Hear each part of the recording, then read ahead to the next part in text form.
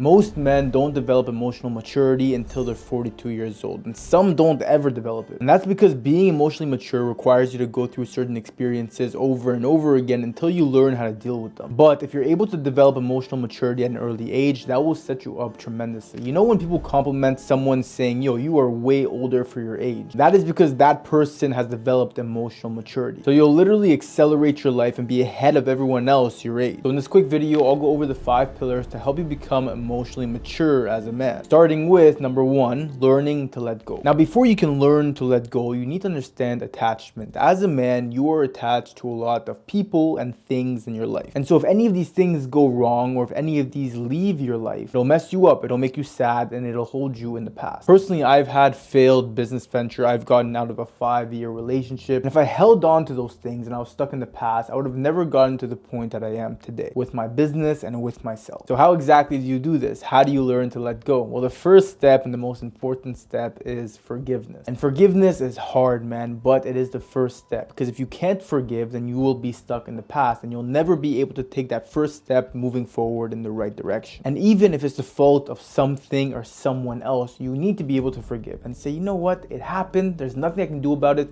I forgive you. That takes a strong man to do, but if you are able to do that, you eliminate that attachment to that person or that thing that hurts you, and you open yourself to new beginnings. You're ready to move forward. And there are people that don't forgive for years and years and years, and they are 45 years old still thinking of a relationship they had when they were 25, and because of that, they never got another relationship in their life. Number 2 is developing a growth mindset. So you understand that things don't always have to be stable throughout your whole life. And so when things come and go in your life, when people insult you, when things happen, it's part of your growth journey. You accept it. So the first pillar of a growth mindset is embracing change. And that can be a very scary thing, especially when you're so used to something for so long. Doing anything different to it is essentially stepping into the unknown. So you don't know the outcome of it, therefore it becomes scary. But if you never allow yourself to change, then you'll never have a different outcome. So in turn, you will never grow. The second thing is embracing challenges. You see, challenges, experiences is the only way as a man, as a human, you can learn and you can grow. Again, if you stay your whole life remaining on this flat level without any ups or downs, then you don't grow, you don't learn, you don't become a better person. The third point to a growth mindset is to value effort over talent. You see, a lot of people think, oh my God, I'm not talented within this field, so I can't do it. I'll never be able to do it. So automatically you shut yourself down because of that. But effort in a lot of cases beats talent over and over again. I was never a talented content creator. It's not something that I was born with, and I was good at making videos, good at talking to the camera. But because I put time, energy, and effort into it consistently, I did it over and over and over again for now being 4 years, I was able to build it into a full-on career for myself. Number 4 to develop a growth mindset is learn from criticism as opposed to getting insulted by it. And I know a lot of you guys needed to hear this because it's definitely something I needed to hear. You see, if you are someone with a growth mindset, you are willing to grow, then you view criticism as something positive, something coming from an outside perspective that you might have not realized, that you can then apply into your own life or whatever it is you're doing to improve and learn and grow, as opposed to being insulted by it. Yo, you don't know where I'm at. Why are you speaking on me when you're not in my position? Because at the end of the day, criticism is literally free value that if you take, you can better yourself right away instead of shutting it off and seeing it as an insult. And that being said, you're not always going to win. So pillar number 3 is to accept losing. Most of you can't accept losing because you have a fear of failure. So when you fail, you view it as personal inadequacy as opposed to an opportunity for growing and learning. So to accept losing, you need to redefine failure for yourself. So instead of viewing failure as I tried something, it didn't work, I have to quit, I'm not good at it, it's not meant for me, you should view it as I tried something, this specific thing didn't work, let me make adjustments, reapply, and go on this different path. Losing and failing, if you accept it, is simply there to help you be redirected. And I get it, you're not a monk. You can't just lose and fail and be completely okay with it. It will bother you, it will affect you, but that's good. If you can control that emotion that you get from losing or failing, that's energy that you now have, that anger, that sadness. Now take that, convert it, and reapply it. Restart with the adjustments that you now learned from failing and go 10 times harder. And if you look at any successful businessmen in this world, they have failed over and over and over again. Someone like Elon Musk, for example, before building SpaceX, he did multiple launches where the rocket literally blew up in the sky and he lost millions of dollars. Now he could have easily said, okay, space exploration is not for me, but instead he views this rocket blowing up as not a failure, but okay, what can I do to fix this so that next time it actually launches into space? He does that over and over and over again, and now he has the biggest space exploration corporation company in the world, not to mention Tesla and all those other companies. Pillar number 4, be your own source of validation. If you rely on other people, on external factors for your own validation, then you have no control over how you feel. Someone can say something and automatically you'll be mad, you'll be sad. And usually if someone says something to you and it gets to you, it's because deep down you know they're right. Because let's say someone was 6'2", someone else comes up to them and goes, yo, you're short. You think that's gonna bother them? They're 6'2". The opinion of someone else calling them short literally doesn't matter because they know it's not true. But if you were someone that gets mad easily, and then someone goes, man, you got some anger problem, and then you snap, it's because deep down you know it's true, and the fact that someone else said it now makes it 10 times worse for you. So here's what you should do. You should be honest with yourself and acknowledge what you're good at and your pros, as well as what you're neglecting, what you're not so good at. And you need to be ruthlessly honest with yourself. And then from there, continue to excel the things that you're good at while working on improving the things that you're not so good at. Because in order for you to be your own source of validation, you need to understand yourself fully. And you also need to do things that make you proud of yourself. Because then you don't need the opinions of others to be proud of yourself. All that validation comes from what you've done. You set certain goals for yourself and you accomplish them. You know what you're bad at, but you're working on improving them. And then someone comes and says something to you and you're like, there's nothing you can say that I don't already know. And the last thing, number 5, take accountability for everything. And when I say everything, I mean everything. Anything that happens, good or bad, is your fault. This automatically makes it so that whenever anything happens to you in your life, you understand that you can do something about it. So let's say you go through a breakup. Most people will be stuck in the past with that breakup because in their mind, it's not my fault. They broke up with me. Why did they break up with me? Instead of saying, well, they broke up with me for a reason. There must have been something I could have done better for them not to break up with me. So how can I improve myself so that next time when I'm in a relationship, it doesn't end up the same way it did? Or with a business venture or with friendships, it doesn't matter. Anything that happens in your life is your fault. It's a very hard concept to grasp, but when you do it, you understand that you now have full control over anything that happens to you. I filmed this video in a different setting today, standing up. This is actually how I used to film all my videos. Let me know what you guys prefer, when I'm sitting down or when I'm standing, kind of moving around a little bit more. But yeah, I hope this video helped. If it did, please make sure to like, subscribe for more videos, turn the post notifications on, and I will see you in the next video.